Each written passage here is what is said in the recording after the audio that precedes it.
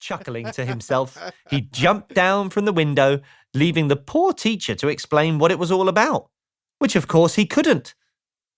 Then Mr. Tickle went to town. And what a day Mr. Tickle had! He tickled the policeman on traffic duty at the crossroads in the middle of town. It caused an enormous traffic jam.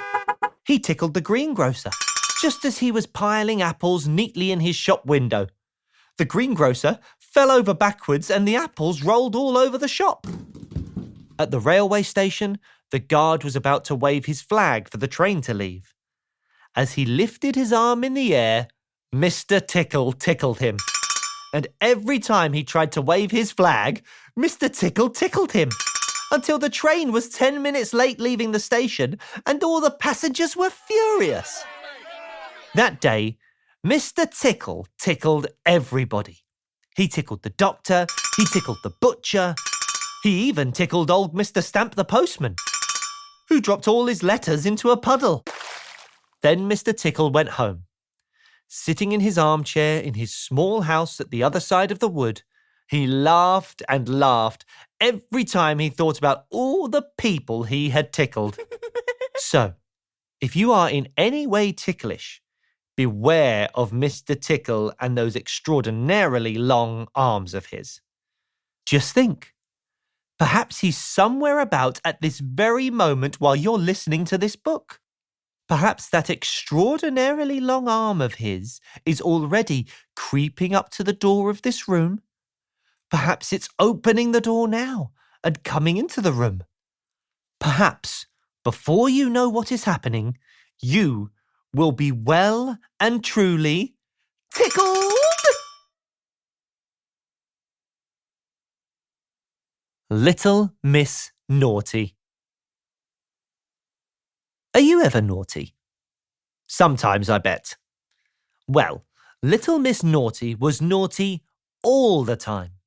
She awoke one Sunday morning and looked out of the window. Looks like a nice day, she thought to herself. And then she grinned. Looks like a nice day for being naughty, she said, and rubbed her hands. That Sunday, Mr. Snooty was out for his morning stroll. Little Miss Naughty knocked his hat off his head and jumped on it. My hat! Cried Mr. Snooty. That afternoon, Mr. Clever was sitting in his garden reading a book. And do you know what Little Miss Naughty did? She broke his glasses. My glasses! Cried Mr. Clever. That evening, Mr. Bump was just standing there, minding his own business. And guess what Little Miss Naughty did?